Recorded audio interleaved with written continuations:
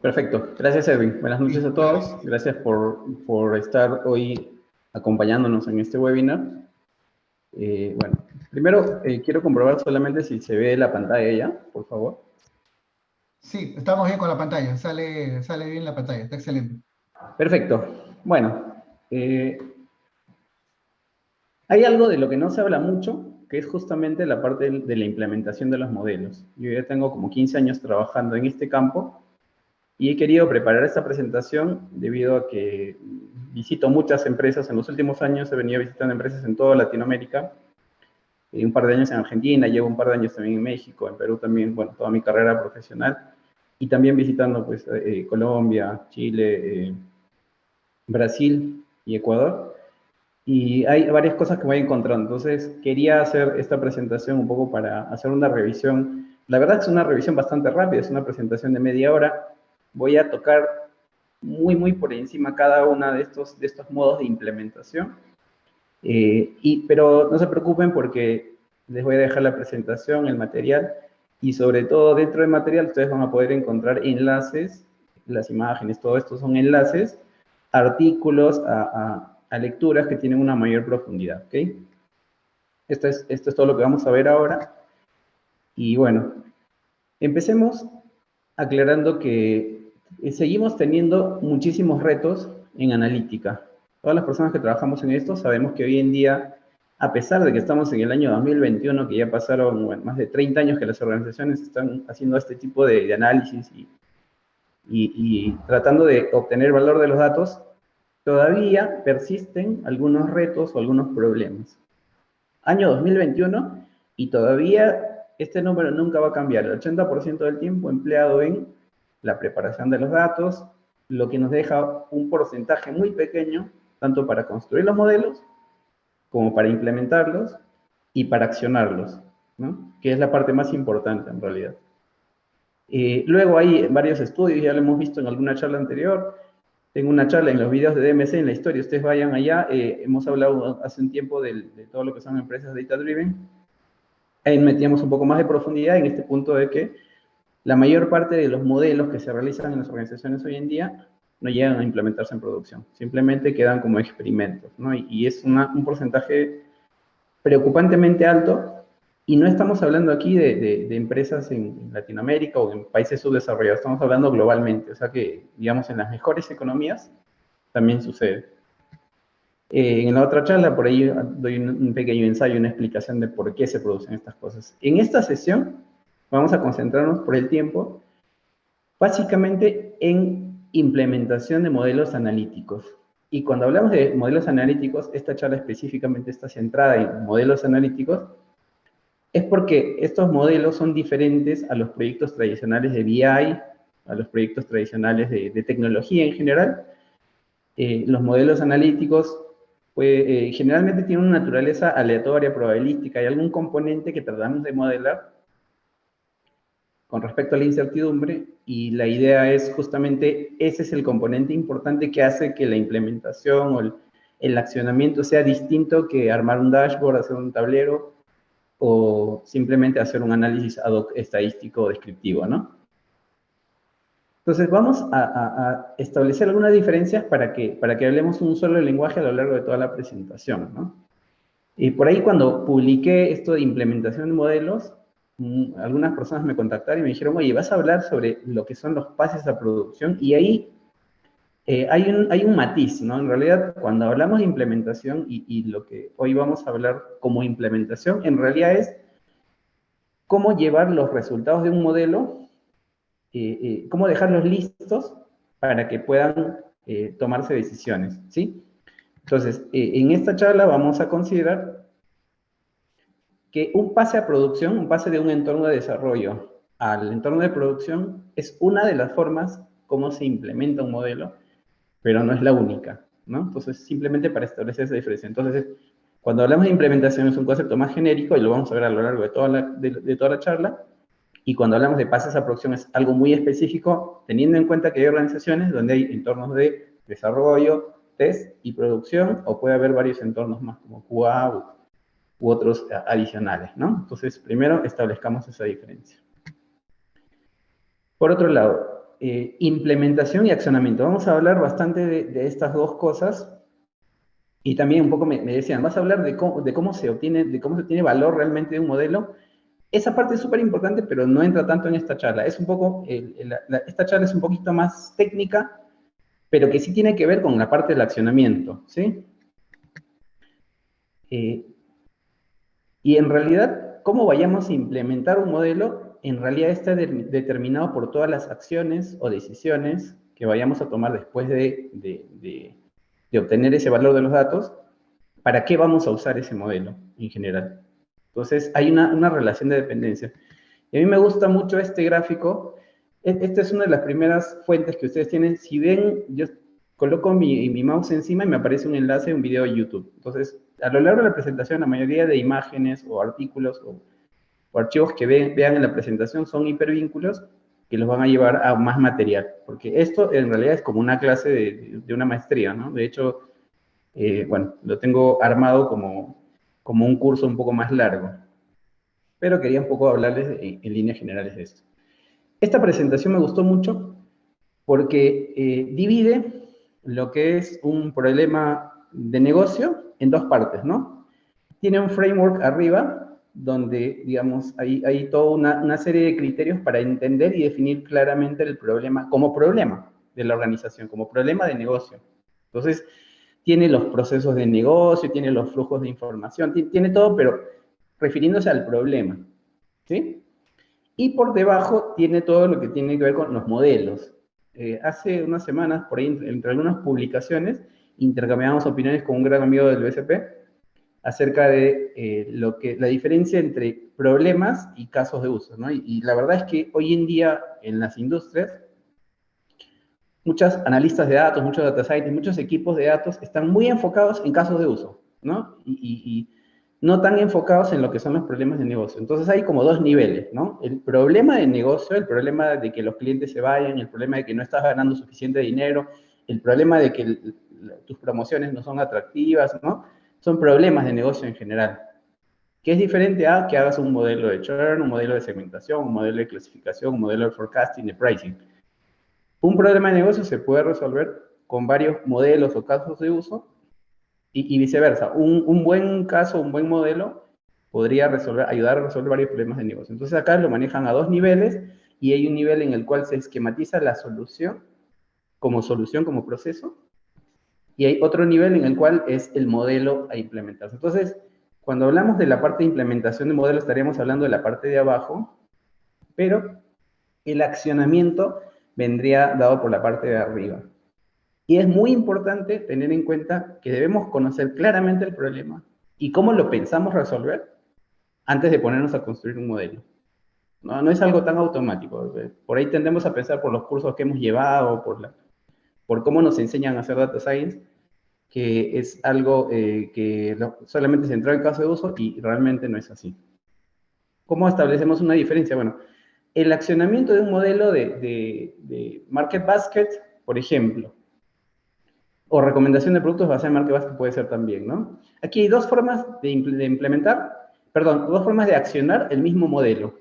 Un modelo dio como resultado que hay relación entre tal categoría y tal categoría. En el caso de la imagen, relación entre una marca de champú y una marca de bebida gaseosa.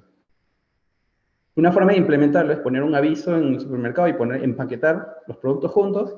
Y otra forma de implementar es dar un cupón de descuento para que la siguiente vez que venga la persona al supermercado pueda adquirir el otro producto asociado.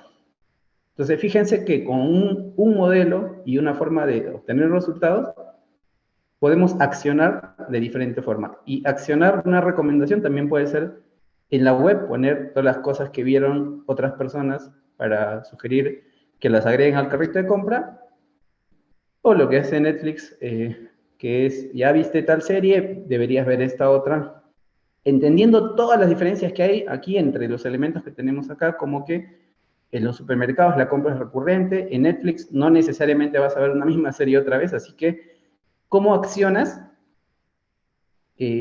Ustedes ahí entenderán el mensaje. ¿Cómo accionas esto? ¿Cómo piensas accionarlo? Va a afectar cómo quieres implementar y entregar los resultados de tu modelo. Entonces ahí va un poco la diferencia, ¿no? Nos vamos a concentrar, este es el diagrama genérico, pueden llamarle CRISDM, metodología ágil analítica, pueden llamarlo como sea, los pasos son generalmente estándar, muy basado en CRISDM, solo que se han agregado todos los últimos pasos que le faltaban. Y vamos a hablar bastante de implementación, de este momento de implementación del modelo, digamos cuando ya tenemos un modelo ganador, y vamos a comenzar a escorear ahora un conjunto de datos más grande, toda la población, todo el segmento que aplica, ¿ok? Pero sin olvidarnos, primero, de que es súper importante entender el problema y también es súper importante cómo pensamos accionar los resultados de ese modelo. Y también teniendo en cuenta esto, ¿no? Que a veces en todos los cursos de Data Science, en todos los programas, en toda la enseñanza, aprendemos los comandos, las librerías, el entrenamiento, el oversampling y todo eso, pero que en realidad eso es una pequeña parte de todo el proceso en general. Bueno, pasamos a las modalidades de implementación. Le puse a esto piedra, papel y tijera porque en realidad es la génesis de donde viene lo que sería el credit scoring, ¿no? Todo esto nació hace bastante tiempo, los bancos comenzaron a sacar estos scorecards que en realidad eran papeles que utilizaban las personas para poder evaluar créditos y que luego se extendió a otras aplicaciones, por ejemplo, la medición de la pobreza. De hecho, acá tenemos un modelo hecho en el 2010 para Perú. Igual, si ustedes ingresan a esta página, microfinance.com, van a poder acceder a documentos técnicos, más o menos de 80 países, creo, del mundo, son como 500 documentos que están guardados ahí, de este tipo de modelos de identificación de hogares pobres o vulnerables, utilizando datos de encuestas de hogares. Y en el caso de Perú usan la ENAO, ¿no? Entonces, ¿cómo es que se utiliza esto? En realidad, en algún momento el equipo analítico desarrolla un modelo y llega a obtener que hay diferentes indicadores y de acuerdo a los indicadores se le asigna un puntaje a cada una de las categorías. Esto tiene que ver con la regresión logística y todo eso, ¿no? Pero aquí íbamos con la parte de implementación. Que este modelo, una vez que se ha terminado, uno lo puede imprimir en un papel y llevárselo y comenzar a utilizarlo. De hecho, el año pasado apenas empezó la pandemia, yo hice una actualización del modelo de score de hogares para Perú y propuse que el gobierno lo utilizara, porque el año pasado en la situación en la que estábamos, era muy complicado organizar todo y los padrones y todo esto, ¿no? Me parecía a mí más fácil como estrategia en ese momento que salga el ejército a repartir víveres, identificando ciertas características de los hogares y agregando, obviamente, algunos otros criterios como que perdió el empleo, que ya no está trabajando, que tiene una actividad informal y todo ese tipo de cosas, ¿no? Pero bueno, algo se podía hacer. Lamentablemente, pues eso no progresó. A lo que me refiero es a que esto es tan sencillo que lo puedes imprimir y un militar lo puede llevar y puede validar en un hogar in situ.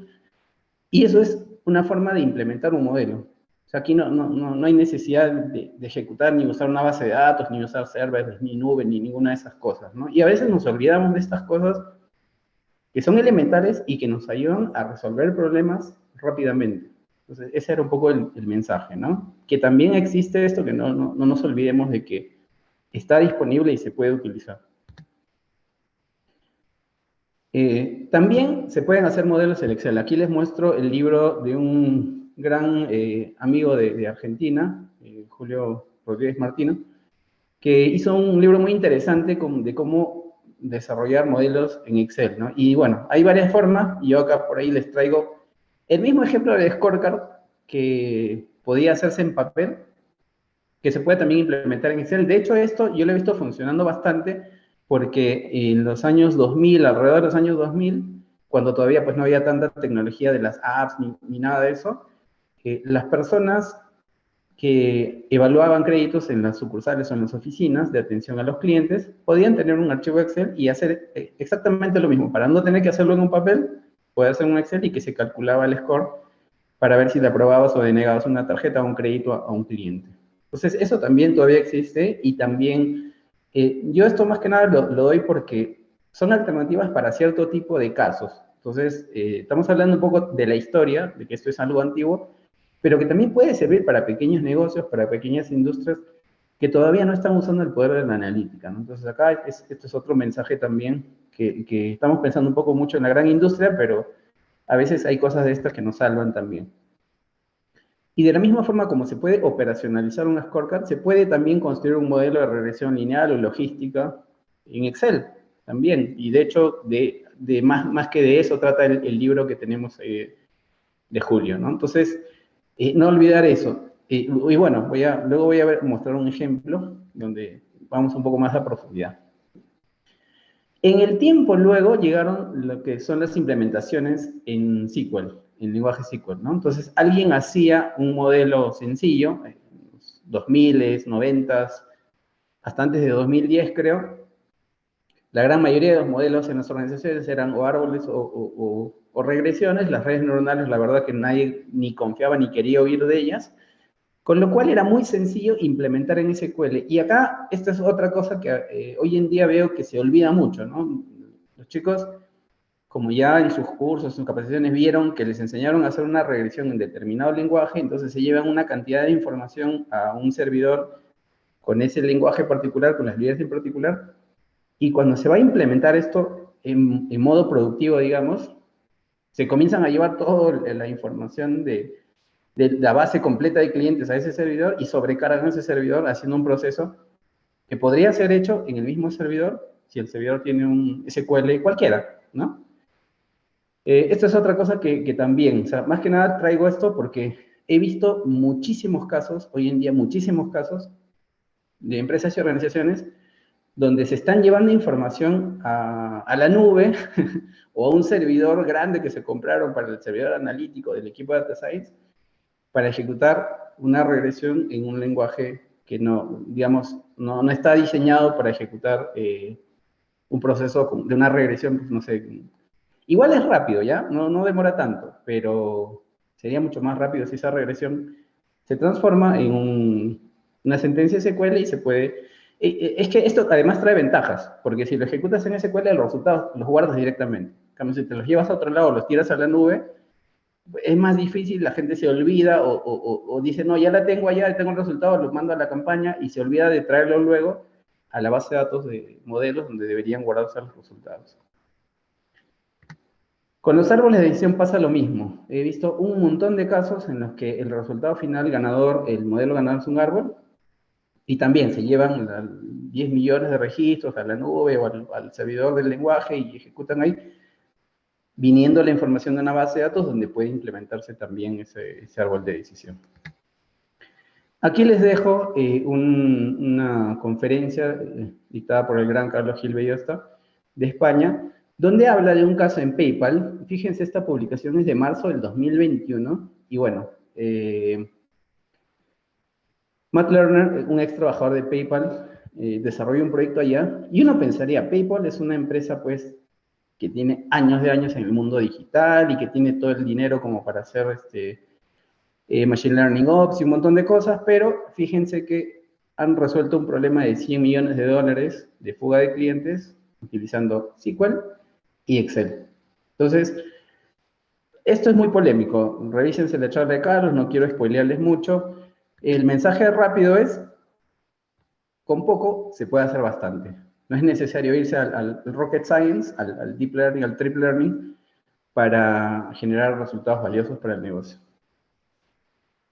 Seguimos avanzando en la historia. Entonces, en un momento aparecieron la suite de analítica avanzada. Como ya la regresión y los árboles, digamos, comenzaron a quedarse un poco cortos, algunas otras herramientas, esto es un ejemplo con SAS, que fue uno de los líderes hace bastantes años también, y hoy en día lo siguen usando muchas empresas. Y aquí lo traje un poco para hablar de cómo muchas organizaciones lo utilizan hoy en día. Este es un caso real de una organización donde, bueno, apareció el Data Lake, entonces comenzaron a tirar en el Data Lake las cosas y esto sí, organizadamente generaron lo que es una ABT, una Analytic Table, ¿no?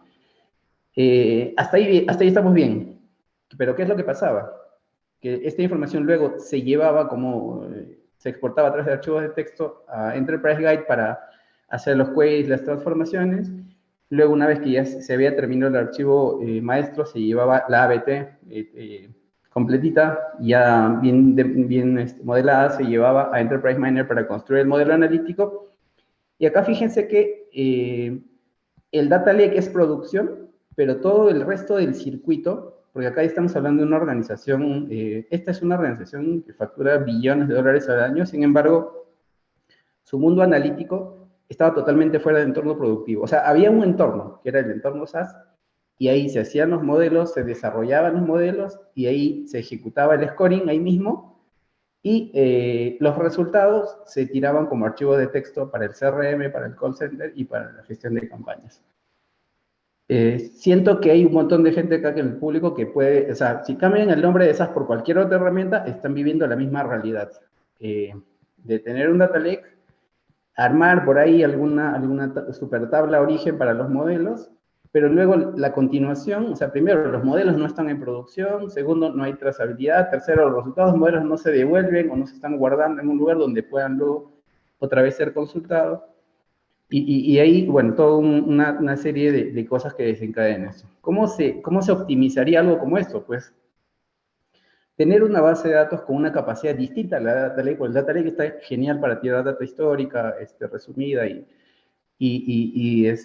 detallada, histórica y bastante, y comenzar a extraer información, porque el Data Lake, una de las debilidades que tiene es no soporta concurrencia, el tema de los updates, hay un montón de cosas que no se pueden hacer en un Data Lake, que sí se pueden hacer en una base de datos relacional que pueden ustedes utilizar como warehouse.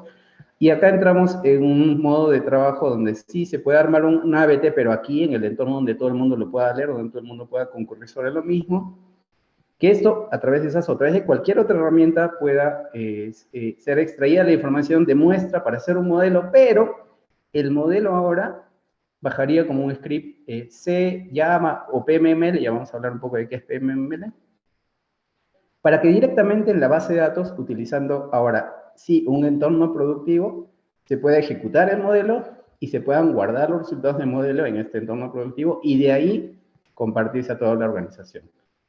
Entonces, esta es una forma, utilizando suites, SAS, hay un montón, ¿no? DataRow, Talent, bueno, hay una cantidad hay un montón de herramientas que tienen esa misma funcionalidad que se puede trabajar de esta forma, ¿no?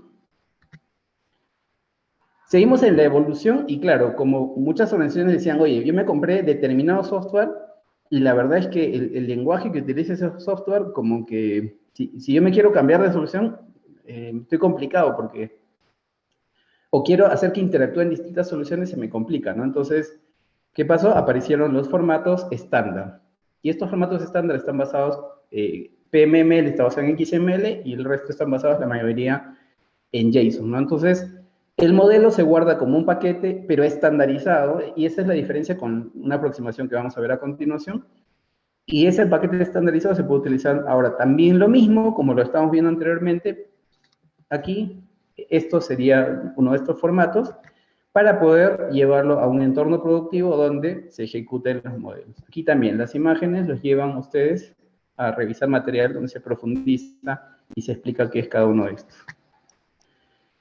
Luego llegamos a un punto más adelantado, más cerca a nuestro tiempo, donde ya Python, R, muchos otros lenguajes se han vuelto los que dominan totalmente el día a día de los data science, los equipos de data science, y también más o menos como lo anterior, como los estándares anteriores, pero utilizando ciertos formatos de archivos, ¿no? Entonces, ahí ustedes en R pueden utilizar RData, RDS, RDA, en Python pueden usar Pickle, HDF5 es más para Keras, para TensorFlow, para Deep Learning. Pero bueno, la idea es la misma, que se guarden los modelos como paquetes y esos paquetes luego puedan cargarse e implementarse. Pero la diferencia con lo anterior es que los otros formatos, estos de acá, están estandarizados con SQL. Entonces, muchos SQL pueden ejecutar los modelos en este formato. Y en este caso no necesariamente. Lo que sirven básicamente es para empaquetar, llevar a producción y ejecutarlo utilizando las mismas librerías. No necesariamente un SQL, por ejemplo, ¿no? Llegamos al mundo de las APIs. Y aquí pasa algo similar. Y en realidad las APIs utilizan también estos paquetes, pero ya no es simplemente para ejecutarlo en batch en una base de datos, ¿no? Cuando entramos a utilizar los modos API, la API también se puede exponer para que tú le envías datos y te responde la predicción o te responde el modelo. Con lo cual, también, aquí hay un artículo muy bonito que ha escrito la gente del Centro de Analítica Avanzada de Breca, Francis San Román, José Naranjo, ahí está el enlace al artículo de Modelos en Producción, se llama, muy bonito, explican bastante, no solo de tema API, sino de bastantes otras herramientas de MLOps que ellos utilizan como componentes, creando su propia estructura. Está muy interesante y también les recomiendo este curso de LinkedIn Learning, si quieren aprender un poco cómo se pueden realizar esto, en diferentes servicios de nube, hay Azure, hay Amazon y me parece que de Google también hay una partecita. Finalmente, llegamos a un ejemplo de una organización de nivel industrial, totalmente industrial, como es Mercado Libre, que tiene montones de tipos de unidades de negocio, donde ya cambiamos, ¿no? O sea, aparte de tener modelos como APIs, que eso ya es bastante, es un avance muy interesante, en el caso de Mercado Libre, cuando, por ejemplo, tú subes una foto, inmediatamente se ejecutan una infinidad de modelos que permiten detectar texto en esa fotografía para, por ejemplo, ver si alguien está de vivo y está poniendo su número telefónico o un correo para que lo contactes, porque eso, según los términos de uso, no se debería hacer, deberías comprar a través de la solución. También otros modelos para clasificar el tipo de objeto que es, qué marca es, qué modelo, el peso del objeto, el volumen de la caja. ¿Para qué? Para el envío, ¿no? Para organizar bien la distribución. Y cuando, por ejemplo, estás navegando, también se están ejecutando modelos. Entonces, para ver el tiempo de envío y todo eso. Entonces, esta es otra charla muy interesante, donde Carlos Matías de la Torre explica cómo funciona su arquitectura, igual es a un nivel ya industrial para ellos, ¿no? Para ir cerrando con la charla, porque ya el tiempo me va comiendo, simplemente les quería comentar esto, ¿no? Que primero, para la necesidad específica que tengan ustedes, es necesario armar una arquitectura donde se consideren determinadas capas y cómo estructurar la información para poder tener un orden, ¿sí? En los datos. Lo que veíamos de la arquitectura sugerida, lo más interesante es poder, en vez de estar moviendo los datos hacia la nube, moviendo de un lado para otro los datos para poder utilizar determinada herramienta, la idea sería llevar esa capacidad analítica de los datos hacia donde están, llevar la analítica a los datos para poder echarlos a andar. Y de hecho, la empresa en la que yo trabajo se especializa en eso, ¿sí? La base de datos es capaz de poder ejecutar una gran cantidad de estándares de modelos para que ejecuten in database y estar evitando trasladar datos por la organización, lo que es súper costoso en todo sentido.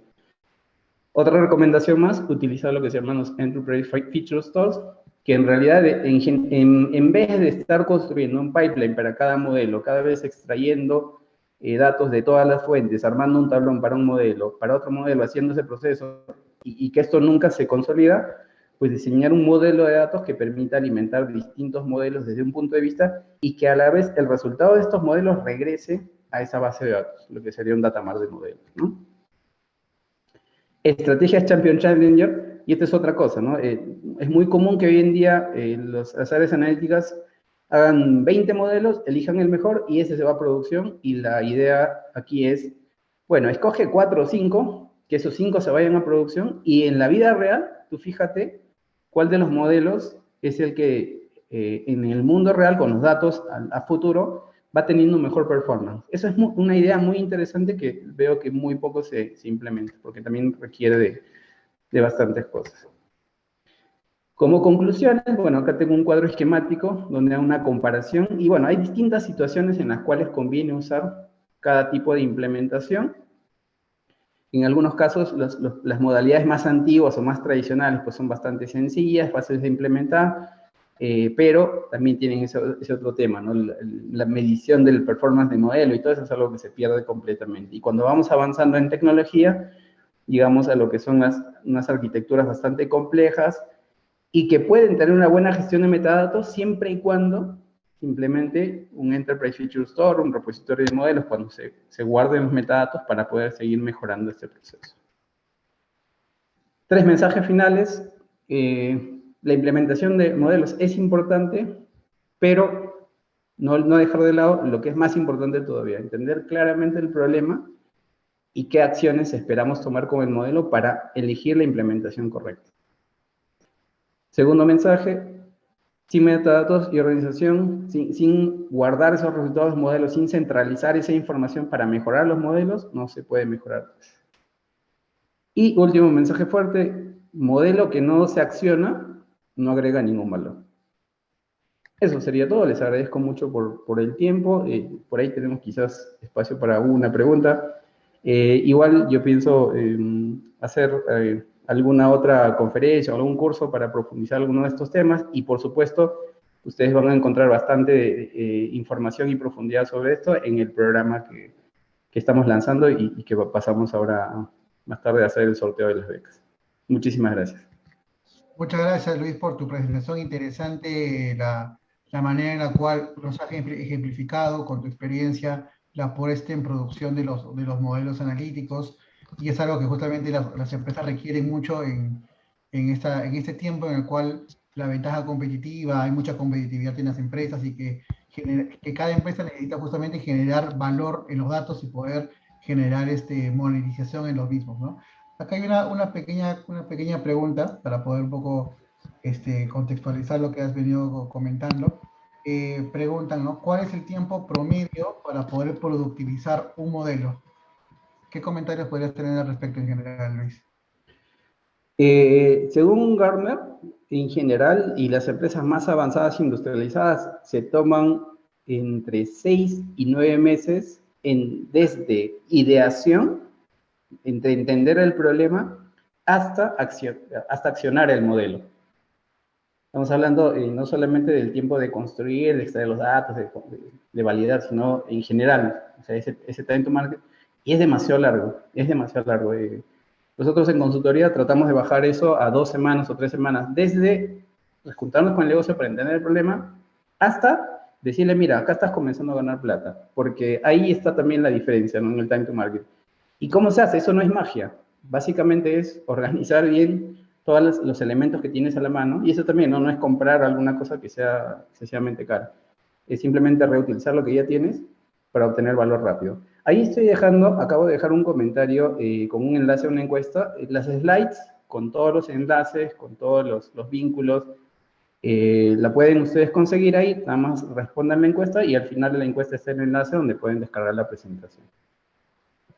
Sí, ahí justo para poder acceder al material que Luis nos ha compartido, está justamente el link para poder descargarlo y para poder justamente profundizar todos los temas que ha comentado, ¿no? Una última pregunta, Luis, para poder despedir tu conferencia. Me preguntan, ¿no? ¿Qué tan necesario crees tú que es crear un COE para poder llevar a la práctica las ideas que nos has comentado? Eso es una clasecita de 3 horas en la maestría que estoy dictando en la UPC, el armar COEs y todo esto. Depende de muchas cosas, o sea, es que no tengo claro. Yo tengo una mente consultiva, entonces tendría que tener claro en qué organización estás, si eres un grupo empresarial, si eres un banco, si eres una tiendita, ¿no? Para darte una recomendación, pero en general, el área analítica en general funciona como una consultoría que debería estar cerca a la cabeza estratégica de la organización. Sea un COE, sea un área de analítica, sea una gerencia, sea el tío del vendedor, que es el que conoce algo de estadística o de matemática, digamos, una persona que debería estar cerca de la toma de decisiones para poder dar la mejor recomendación. Pero cuidado, también debería estar en coordinación con la gente de tecnología, porque a veces, y ya lo he mostrado, que a veces hay un divorcio entre analytics y tecnología, por lo cual se generan estos silos, estos núcleos que se olvidan de que existe un mundo que se llama producción y quieren independencia justamente porque es complicado, es una relación un poquito fuerte entre los dos. Entonces, a veces un centro de excelencia donde juntes las dos ideas ayuda muchísimo también, pero bueno, depende mucho de la realidad de la organización. Correcto, Luis. Muchas gracias por tus respuestas. Nada, agradecerte por tu participación, por tu tiempo y poder compartir este conocimiento. y al público también, si quieren tener acceso al material de Luis, pueden ingresar a la pequeña encuesta para poder profundizar esto.